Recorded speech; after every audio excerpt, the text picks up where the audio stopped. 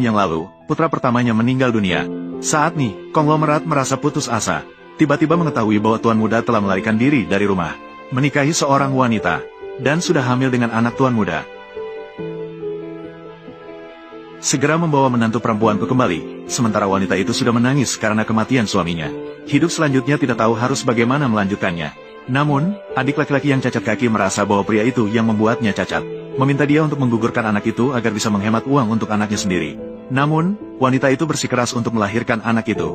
Adik laki-laki itu marah dan menamparnya. Untungnya, konglomerat datang tepat waktu untuk melindungi menantu perempuanku. Setelah dia mematahkan tangan dan merapikan adik laki-laki yang tidak tahu terima kasih itu, wanita itu kemudian pulang ke rumah bersama ibu mertua. Namun, itu segera menolak ibu mertua setelah melihatnya. Dia menikah dengan suaminya sama sekali bukan untuk mahar.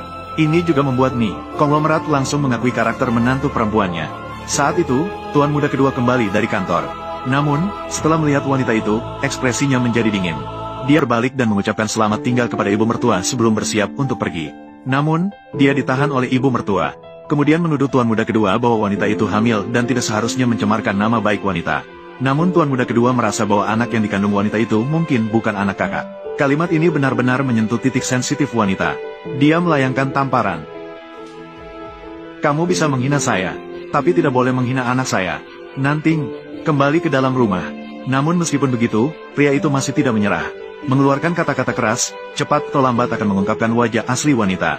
Kemudian ibu mertua untuk menghibur wanita, berencana membawa wanita itu ke mall untuk membeli beberapa pakaian. Namun saat itu, telepon dari anaknya datang lagi. Setelah ibu mertua memberi nasihat kepada menantu perempuan, dia pergi untuk menjawab telepon. Namun, pemilik toko melihat wanita itu duduk dengan penampilan kampungan di dalam toko. Mengambil yakin, manajer melihat siapa yang datang dengan jelas. Segera mengangguk dan berlari mendekat, sampai asisten mengingatkannya. Dia baru menyadari bahwa dia telah membuat masalah besar. Sekarang, apakah kamu masih merasa hidupmu lebih panjang dariku? Bos segera berlari dan berlutut di depan konglomerat untuk mengakui kesalahan. Melihat itu, tuan muda langsung memerintahkan orang untuk mematahkan dua kaki, melemparnya keluar. Kemudian dia hanya bisa menemani ibunya untuk membantu wanita itu memilih pakaian. Namun ketika wanita itu keluar setelah mengganti pakaian, Namun ketika tuan muda mengetahui bahwa ibunya membeli pakaian untuk wanita itu, menghabiskan 600.000, dia semakin yakin bahwa dia adalah wanita materialistis. Dan asisten mendengar bahwa setelah dia menikah dengan tuan muda, dia tidak hanya membeli rumah untuk adik laki-lakinya tetapi juga menyiapkan mahar pernikahan. Setelah mendengar itu, tuan muda segera mengatur asisten, selidiki dengan jelas latar belakang wanita itu. Tanpa disadari, adik laki-laki selama bertahun-tahun ini selalu berpura-pura kekurangan untuk menipu uang wanita. Sejak wanita itu pergi ke rumah keluarga Song, dia kehilangan sumber penghidupan. Jadi dia menelepon wanita itu, mengklaim bahwa ibunya tiba-tiba pingsan karena stroke. Wanita yang baik hati itu segera pulang ke rumah setelah mendengar. Namun dia melihat ibunya berdiri dengan baik di sana.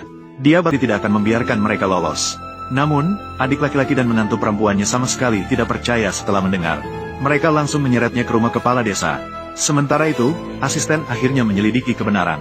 Ternyata, tuan muda setelah meninggalkan rumah, dia menyembunyikan identitasnya.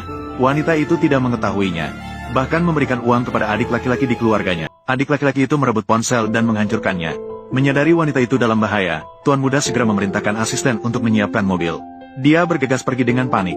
Kebetulan, wanita itu menggigit tangannya saat adik laki-laki tidak memperhatikan. Dia baru bisa melarikan diri. Namun, setelah berlari beberapa langkah, dia terkilir dan jatuh ke tanah. Adik laki-laki itu melihat dia masih berani melarikan diri. Dia menarik rambutnya dan sekali lagi menjatuhkannya ke tanah dengan keras. Bahkan, dia berniat untuk mengambil anak wanita itu di tempat. Jadi, dia menendang perut wanita itu dengan keras.